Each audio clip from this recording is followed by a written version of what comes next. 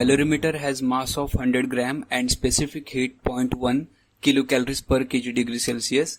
It contains 250 gram of liquid at 30 degree Celsius having specific heat of 0.4 kilocalories per kg degree Celsius.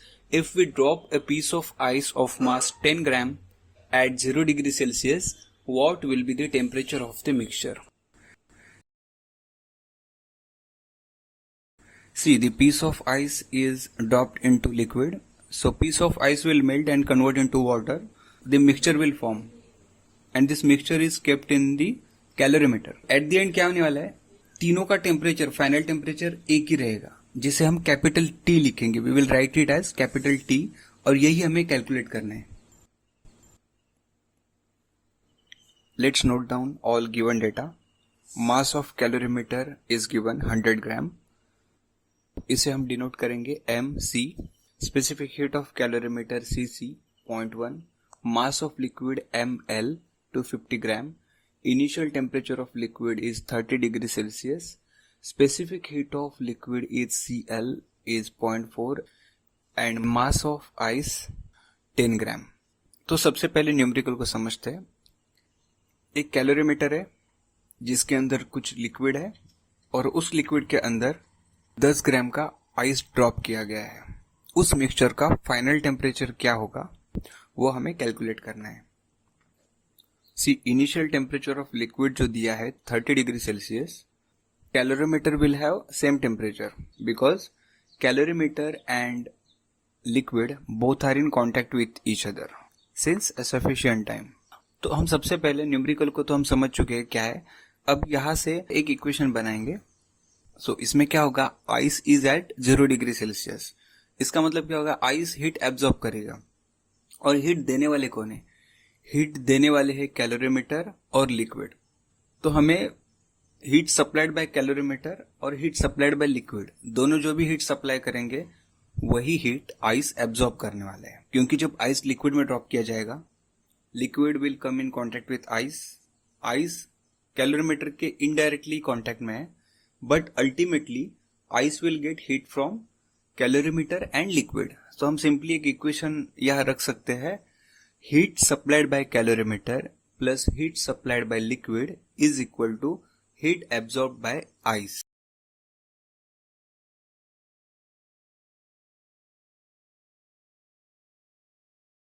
अगर यहां तक आप नहीं समझे तो वीडियो को यहां तक और एक बार देख लीजिए, क्योंकि ये इंपॉर्टेंट है. This is backbone of this numerical.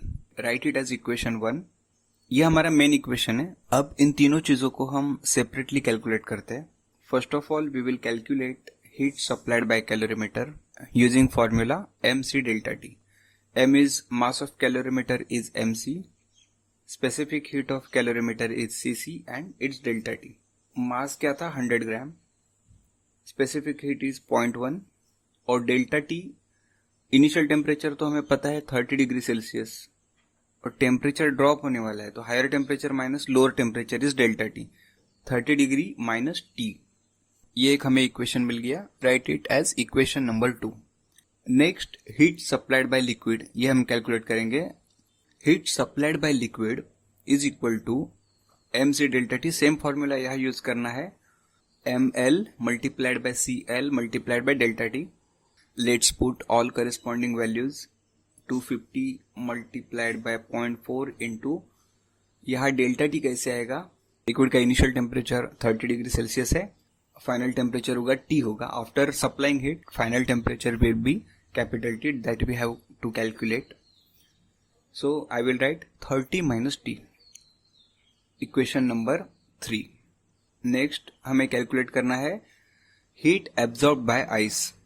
C, ice क्या कर रहा है, आइस हीट एब्जॉर्ब कर रहा है and it is getting converted into liquid. तो यहाँ फेज चेंज आ गया. तो यहाँ दो प्रकार की हीट रहेगी, एक तो वो जो फेज चेंज में काम आने वाली है और दूसरी heat absorb for raising temperature from 0 degree Celsius to final temperature T. Let's put all values. latent heat of ice multiplied by mass of ice, ये हो गई हमारी फेज चेंज वाली हीट. प्लस अब हम Q is equal to MC पे delta T वाला formula यहाँ रखने वाले हैं.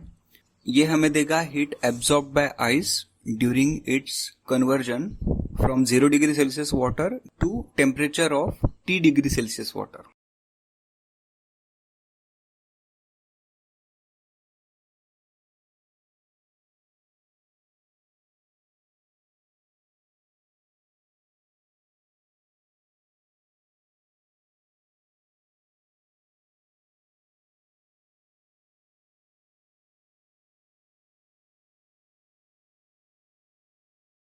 ये मिलता है और इसे हम इक्वेशन नंबर 4 लिखेंगे.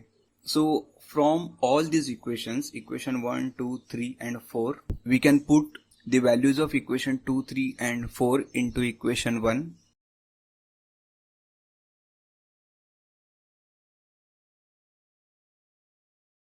We can write 100 into 0.1 into 30 minus t plus 250 into 0.4 multiplied by 30 minus t is equal to 80 into 10 plus 10 into 1 into t. After simplifying, we get 10 in bracket 30 minus t plus 100 in bracket 30 minus t is equal to 10 in bracket 80 plus t. 30 minus t इस term को मैं common निकाल सकता हूँ.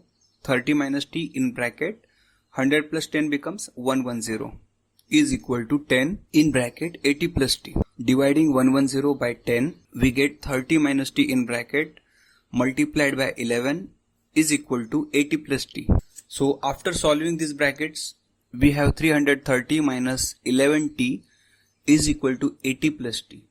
t के terms को हम right side में शिफ्ट करेंगे तो हमें मिलता है 12t और लेफ्ट हैंड साइड में मिल रहा है 330 minus 80 which becomes 250. So 250 is equal to 12t और t की वैल्यू हमें मिल रही है 20.8 degree Celsius. Final temperature of mixture will be 20.8 degree Celsius.